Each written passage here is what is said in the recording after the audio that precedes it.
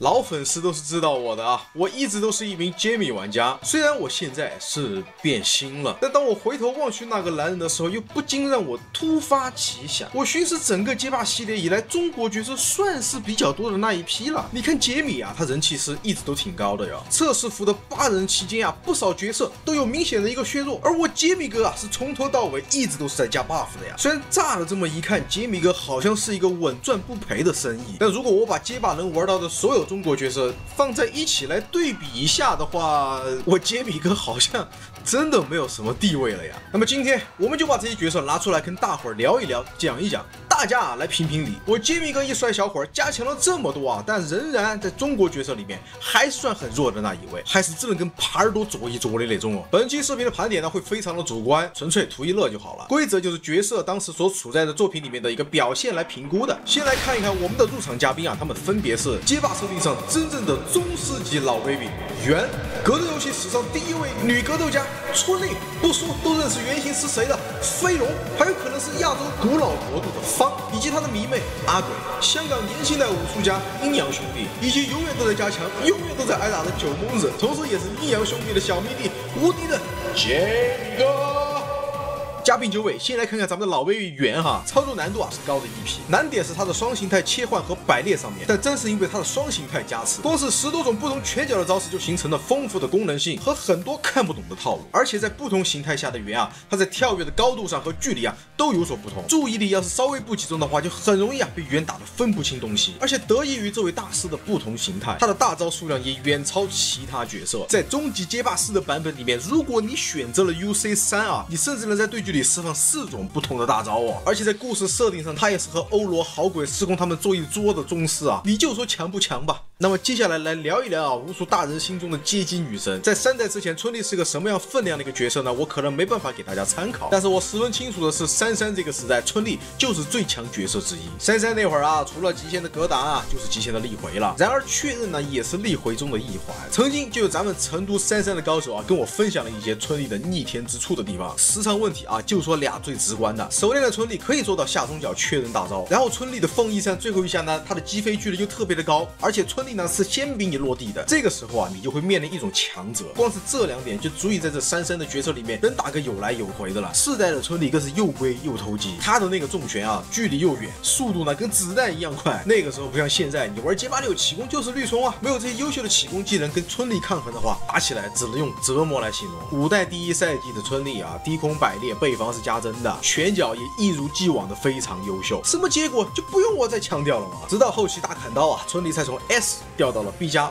或者说是 A 级别左右的一个角色了，但是力回强度仍然不可小觑啊。接下来啊是功夫巨星飞龙，为什么没能上线续作？至今也有不少人在讨论这个话题。除了是照着我龙哥做出来的角色以外啊，强度也十分的在线。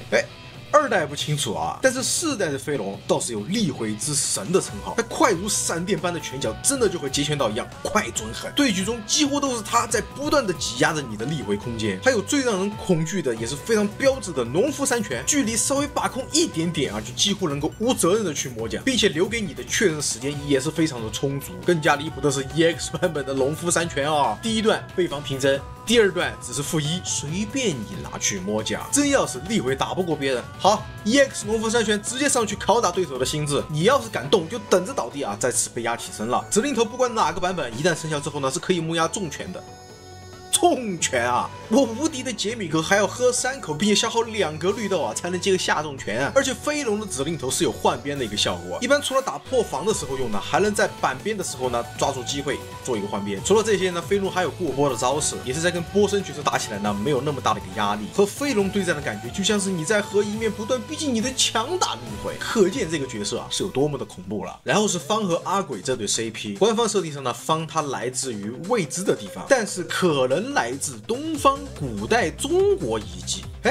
这不就巧了吗？方的美术设计和古早节一些电影中的中国人形象好像莫名对得上号，所以一直以来啊，我都不怎么喜欢这个角色。当初还在争议方究竟是中国人还是韩国人的时候呢，我都没有去查个究竟。但是除开角色形象以外呢，这个角色肯定是好玩的。28的蓄力波动，还有放逐的玩法，各种分不清的左右套路折呀，都在尽显卡普空在创作角色上的想象力。但是非常可惜的是，这个角色呢太刮痧了，但是性能啊肯定算不上弱的。的。反而我觉得他的立回和一些判定都算不上吃亏。过去玩过街霸5的 Bro 们一定非常的清楚，方以前的那个下中脚对空和那个无脑的加针技，要不是刮痧哈，这个角色的压迫力真的是拉满了的。而他的小徒弟阿鬼，一开始除了刚来的时候呢，形象上同样也抱有争议。同样阿鬼在形象上呢也不怎么令我欢喜。直到后来啊，服装3更新之后啊，真的是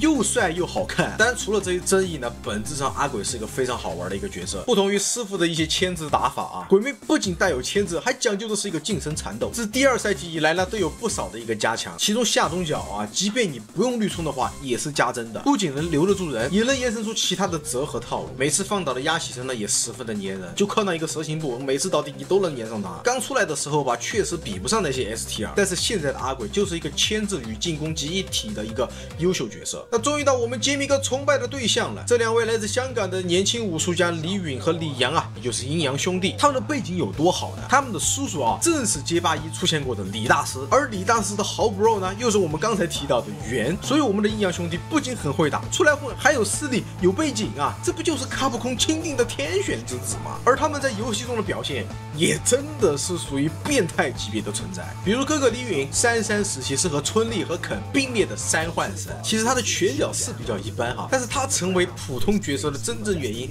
是因为他的混。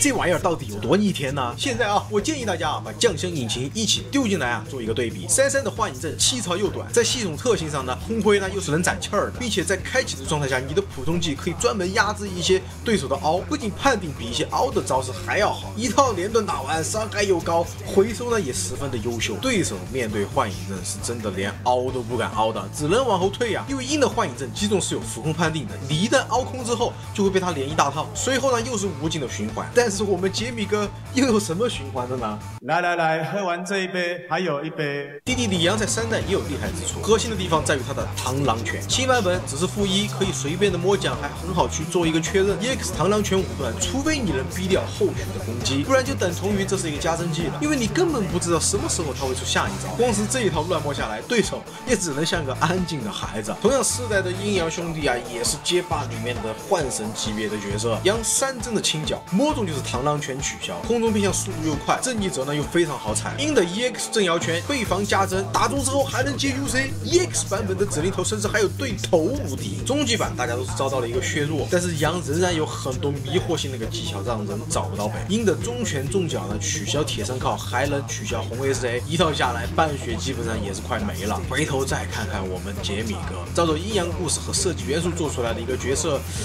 别人20秒能解决战斗的事情，而我杰米哥80秒啊，都还在。